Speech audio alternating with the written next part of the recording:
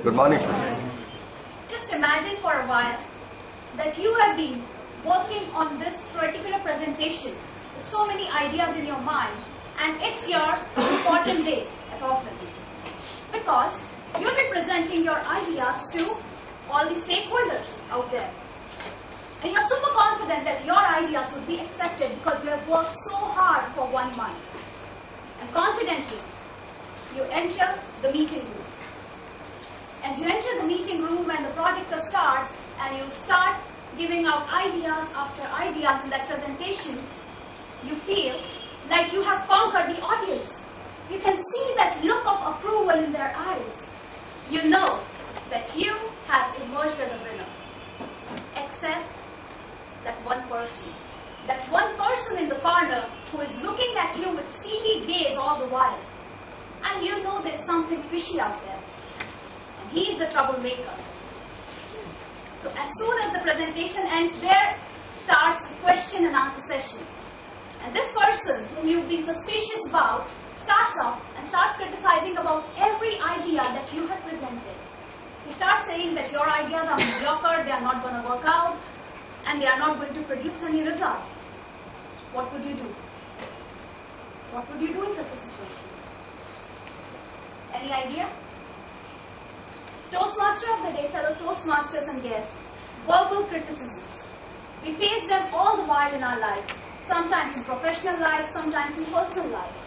People just come up and say things to you that kind of shakes you up, shakes your belief that you have formed over years. But I'm here to help you out, to deal with any criticism that you face in your life. And I'm going to give you a 4-point formula to deal with any criticism at any point of time. But before going ahead, there's a role play that I would like to do with a volunteer, wherein the volunteer would be criticizing me and I would be handling this criticism.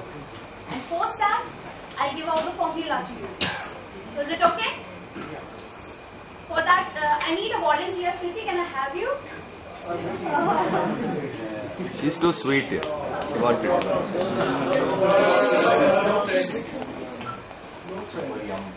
Okay, so in this role play, I need a lady for this particular presentation. Okay, in this role play, I'll be acting as an owner of a beauty salon, and Kriti is a customer, is our regular customer. So she recently availed facials at our salon, and that has gone wrong. She has kind of developed rashes on her face. So she is the irate customer who is very angry, and I'm the owner, so we would be kind of doing this role play. I would be dealing with her criticism. Hello, Kriti ma'am, how are you? I'm not very good. How are you? Oh, I'm fine. What happened? Can you see on my face these rashes? Last week I came here and I got facial from your beauty salon. Oh my God. I'm so my skin. I'm about to participate in a beauty contest. Oh my God. Yes. Contest. Oh, and because of your products. Okay. I mean, how can you do this with me? I know it's very bad. I just want to know who did that facial. Do you remember the name of the person? Yeah, I think. Sareen. Yeah, Sareen. Okay, I will talk with Zareen. And what happened when is your contest? It's next month. It's that contest. Okay, okay. Ma'am, But this is not done. How can you feel this with I us? know it's One very of my friends, she suggested me that we should go to this salon, and I went like from Borivali to Andheri. I mean, this is not done. Yeah, I know it's very wrong. But ma'am, just calm down, calm down. We have a solution. We have a solution to every problem. I am not able to go to my office. I can understand. Nobody is looking at me. Ma'am, just calm down. We have a solution. I'll give you this particular cream. See, this cream is acne treatment cream, and it will wipe out all your blemishes and all your acne. Believe me. I don't trust you anymore. I know. And not only that, we also give you 5 months of free facial services. After that conversation, you think I will continue to 5 months? See, you have been a trusted customer for a year. And I'm sure that, there is something wrong with the product. I'll talk with the product vendor. And then try to find out what went wrong. I'll talk with Zareen also. So I want something like I'll give you and I'm telling you, 5 months of free facial with haircut, complimentary haircut every month. I don't need a haircut. Whenever you want to come for the trimming and all, and believe me, we'll give you gold facial, silver facial, and then all types of platinum facials. We'll make sure that your skin glows better than the But how much time it will take? I have only 20 days left for the contest. I assure you, 1 week is all it takes. You just use this cream. It's miraculous. Believe me. And you have been our trusted customer. See, you have been with us for a year. Yeah, When this has happened for the first time, I'm sure there's some problem with the product. There's something gone wrong in the Why product. don't you check beforehand? Why don't you test my skin that what you I'm sorry. I'm really sorry for that, man. But give us a chance. Give us one chance. Okay, I'll give you a chance. But you have to make sure that I win this contest. I'm best wishes. Thank you.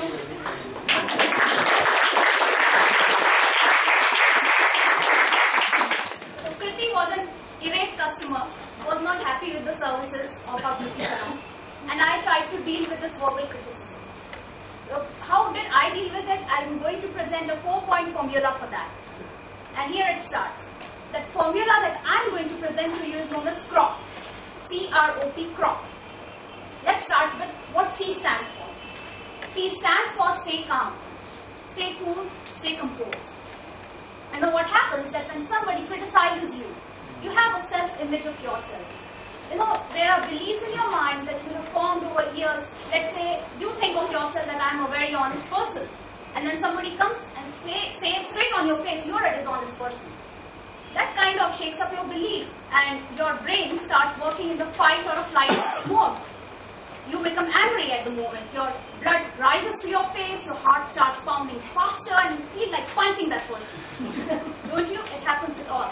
But in all those situations, you have to remember to stay calm. You know why? There are various ways of dealing with criticism. Some people, they just become stunned. They don't know what to do when somebody criticizes them. Some people counter that. They put the blame on the other person. Some people walks away from the situation. But which is the best way? The question still remains. How to deal with it? So to start with, stay calm and composed.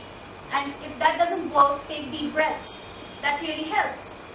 Also, it is said that when you don't know what to do, follow your instincts. But believe me, friends, when you are at the workplace and you're emotionally charged, your instincts may not be the best guide to follow. It will only end you up in more trouble. Because if you react angrily, it is only going to give higher ground to the critique, and it will going to put you in the lower position. So make sure to stay calm. And the other thing that I feel that the biggest mistake that people commit at workplace is that they take things personally. So there's something known as depersonalization. You don't have to take things personally because you don't know the person who's criticizing you. Maybe he had a bad day. Maybe he had a fight with his mother. Who knows? You have to distance yourself emotionally from the person and the situation, and don't take it personally. Stay calm and composed. I'm sure you'll find a solution. So here it was the first formula, first C, that is stay calm. Then I move on to R. R stands for repeat the points. In Kriti's conversation that I had, whenever the critic is criticizing you, I try to repeat her points, whatever she's saying. So rather than, taking the discussion wayward, it's better to stick to the issues that are important. So repeat the points of the critique. That's important. You know why? Because whenever you are repeating, what happens that sometimes critique has two objectives in mind when they are criticizing you. A, they want to goad you into fight. And B, they want you to just sink in and give away to whatever they're demanding. But if you are intelligent enough, you have to just focus on the issues that are important rather than giving in to the objectives that your critique has. So it's important to repeat the points, to put the focus totally on the other person, and I'm sure you'll find the solution. The third step of this formula happens to be O, that is open up the perspectives. This is the stage when you have built a rapport with the critique, when you have been active listener all along, when you have let him vent out his angers and his feelings. Then is the time for rational discussions. It is said that rational discourses are the best antidote for any sort of criticism. If you get at that stage, nothing like it. If you can get into a rational discussions and can present your point of view, can listen to the other person's point of view, then I'm sure you can deal with almost any critique. And now another thing while discussing rationally with the critique is don't try to exaggerate the situation, try to stay factual. Let's say if somebody said that your ideas are not going to produce any results. In that case, you don't have to exaggerate and say, are you trying to say I'm stupid? Rather than focus on facts, that why do you think that my ideas won't produce results? That stands for open up perspective for rational discussion. And last thing is P. So in the crop, P stands for move out politely. Move on politely. So let's say you have tried everything to deal with this person who is very adamant, who is criticizing you all along, and he's just not budging an inch. Then in that case, what to do? The only solution that remains in such situation is to move on politely. See, you have tried your best, you have given your best, you have tried all the efforts to pacify the situation, to calm the person down. But if the person is very adamant or very stubborn, then all you can do is to just let go and make a graceful exit. Because you know what, when the other person is getting very critical, he's trying abusive language, he is uncouth, he's crass and gross, in such situation you have to maintain your dignity and move in a dignified manner. Because you will appear as a person who's tried his best, but you cannot, some situations are just out of your control. And it is said that you can only take horse till a pond, you cannot make him drink water. So in such cases, it's better to move on politely.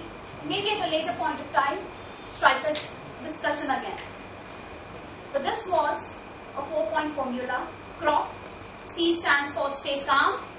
R stands for repeat the points of the critique to establish rapport.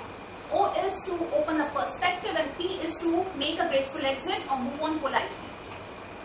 Another tip that I want to give you to deal with any critique is just see the stature of the critique. If critique happens to be your colleague of the same level, then this method would apply, crop would apply. But if critique is somebody whose comments or whose criticism carries weight like your boss, in such situation you have to be very professional. You have to call upon a meeting to hash out all the differences. So to deal with the rhetorical slap that the person has given to you. So this is the 4-point formula crop.